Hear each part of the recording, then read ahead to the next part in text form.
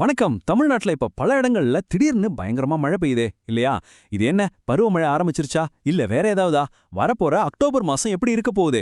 வாங்க இப்ப பெய்யற இந்த மழையில இருந்து நிஜமான பருவமழை வரைக்கும் எல்லாத்தையும் பத்தி தெளிவா பார்க்கலாம். நம்ம எல்லாருக்குமே மனசுல வர்ற முதல் கேள்வி இதுதாங்க. இன்னும் வடகிழக்கு பருவமழை ஆரம்பிக்கவே இல்லையே, அதுக்குள்ள ஏன் இப்படி ஒரு கனமழை? வாங்க இதுக்கு என்ன காரணம்னு கொஞ்சம் ஆழமா பார்க்கலாம். உண்மையை சொல்லணும்னா இப்போ பெய்கிற இந்த மழைக்கும் வரப்போற வடகிழக்கு பருவமழைக்கும் ஒரு முக்கியமான கனெக்ஷன் இருக்கு. அந்த கனெக்ஷன் என்னன்னு புரிஞ்சுக்கிட்டாலே அடுத்த சில வாரங்களுக்கு வானிலை இப்படி இருக்கும்னு நமக்கு ஒரு தெளிவான ஐடியா கிடைச்சிடும். வாங்க பார்க்கலாம்.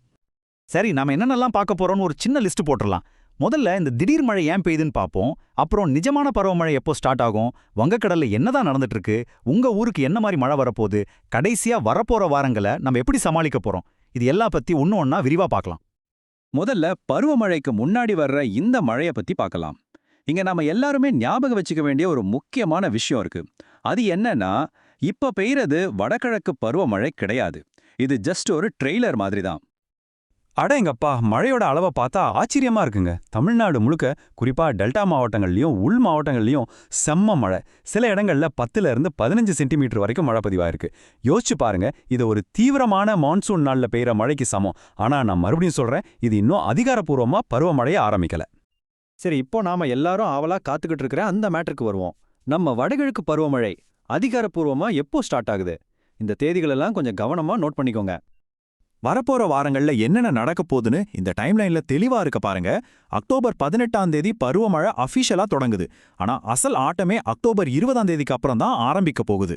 அப்போதான் மழையோட வேகம் அதிகமாகும். அது மட்டும் இல்ல, அக்டோபர் 23ல இருந்து 26க்குள்ள ஒரு புது காற்றழுத்த தாழ்வு பகுதி வேற கரைக்கு வரப்போகுது. அது வந்தா மழை இன்னும் பயங்கரமா இருக்கும்.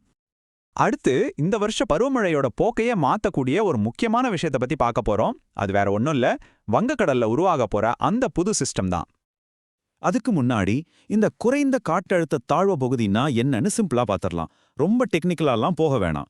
சிம்பிளா சொல்லணும்னா, கடல்ல ஒரு பெரிய மேகக்கூட்டம் உருவாகும். அது அப்படியே மெதுவா நம்ம கரையோரமா நகர்ந்து வந்து நல்ல கனமழையை கொடுக்கும். அவ்வளவுதான் விஷயம். சரி, இந்த சிஸ்டம் பத்தி சில முக்கியமான பாயிண்ட்ஸ் இருக்கு. இது இந்த வருஷத்தோட முதல் காற்றழுத்த தாழ்வு பகுதி. அக்டோபர் 20லேருந்து 22க்குள்ள இது உருவாகி நம்ம வட தமிழ்நாட்டுக்கும் தெற்கு ஆந்திராவுக்கும் நடுவுல எங்கேயோ கரையை கடக்க போகுது. இதனால என்ன ஆகும்னு கேட்டீங்கன்னா, சென்னையிலேருந்து கடலூர் வரைக்கும் இருக்கிற எல்லா கடலோர மாவட்டங்கள்லயும் பரவலா நல்ல மழைக்கு வாய்ப்பு இருக்கு. சரி, இப்போ ரொம்ப முக்கியமான பகுதிக்கு வந்தாச்சு. உங்க ஊர்ல, உங்க மாவட்டத்துல வானிலை எப்படி இருக்க போகுது? தமிழ்நாடோட ஒவ்வொரு பகுதியை பிரிச்சு தெளிவான ஃபோர்காஸ்ட் என்ன சொல்லுதுன்னு பார்க்கலாம் வாங்க. இந்த தடவை பருவமழை தமிழ்நாட்டை கிட்டத்தட்ட 2ஆ பிரிக்க போகுதுன்னு சொல்லலாம். வட மாவட்டங்களுக்கு இயல்பை விட அதிக மழையும், தென் மாவட்டங்களுக்கு நார்மலான மழையும் தான் கிடைக்கும்னு சொல்றாங்க. ஏன் இந்த வித்தியாசம்னே அடுத்து பார்க்கலாம். நீங்க வட தமிழ்நாட்டுல இருக்கீங்களா? அப்போ கொஞ்சம் கவனமா இருங்க. சென்னை, கடலூர், விழுப்புரம் மாதிரி கடலோர மாவட்டங்களா இருந்தாலும் சரி, இல்ல வேலூர், சேலம், ஈரோடு மாதிரி உள் மாவட்டங்களா இருந்தாலும் சரி, நீங்க ஒரு நல்ல மழைக்கு ரெடி ஆகணும். குறிப்பா அந்த லோ பிரஷர் சிஸ்டம் வர்றதால கடலோரத்துல மழை அதிகமாகும். உள் மாவட்டங்கள்ல சாயங்காலம், ராத்திரி நேரங்கள்ல இடியோட சேர்ந்து கனமழை பெய்யும். டெல்டா மாவட்டங்களுக்கு இது ஒரு முக்கியமான வார்னிங். தஞ்சாவூர், திருவாரூர், நாகப்பட்டினம் பகுதிகளில் ரொம்பவே பலத்த மழை எதிர்பார்க்கப்படுது. உங்களுக்கே தெரியும், இந்த பகுதிகள் இயல்பாவே கொஞ்சம் தாழ்வான இடங்கள். அதனால தண்ணி தேங்கிறதுக்கு வாய்ப்பு ரொம்ப அதிகம். ஸோ மக்கள் கொஞ்சம் ஜாக்கிரதையா இருக்கணும். சரி, தென் மாவட்டங்கள் பக்கம் வந்தோம்னா மதுரை, திருநெல்வேலி, தூத்துக்குடி மாதிரி இடங்கள்ல ஒரு நார்மலான பருவமழையை எதிர்பார்க்கலாம். நீங்க இப்ப பார்த்துட்டு இருக்கிற மாதிரி சாயங்கால நேரங்கள்ல வர்ற மிதமான மழையோ இல்ல கனமழையோ அது அப்படியே தொடரும். இப்போ மேற்கு தொடர்ச்சி மலை பகுதிகளுக்கு ஒரு ஸ்பெஷல் மெசேஜ். தேனி, தென்காசி, நீலகிரி, கோயம்புத்தூர் மாவட்டங்கள்ல இருக்கிறவங்க தயவு செஞ்சு அலட்சியமா இருக்காதீங்க. அடுத்த 5 நாளைக்கு உங்க பகுதிகளில் மழை கொஞ்சம் கொஞ்சமா அதிகமாகும். சரி, இப்போ நாம கடைசி பகுதிக்கு வந்துட்டோம். இது வரைக்கும் நாம பார்த்த எல்லா விஷயத்தையும் ஒன்னா சேர்த்து இந்த அக்டோபர் மாசத்தோட கடைசி வாரங்கள்ல வானிலை எப்படி இருக்க போகுதுன்னு ஒரு முழு படத்தையும் பார்க்க போறோம். இப்போ நம்ம எல்லாருடைய மனசுல இருக்கிற ஒரே கேள்வி இதுதான். அக்டோபர் 20ல இருந்து 22 வரைக்கும் தீபாவளி வருது. அன்னைக்கு மழை இருக்குமா? பண்டிகையை நம்ம எப்படி கொண்டாட போறோம்? இதுக்கு நேரடியான பதில் ஆமாங்க. தீபாவளி அன்னைக்கு மழை கண்டிப்பா இருக்கும். மிதமான மழையிலிருந்து கனமழை வரைக்கும் எதிர்பார்க்கலாம்.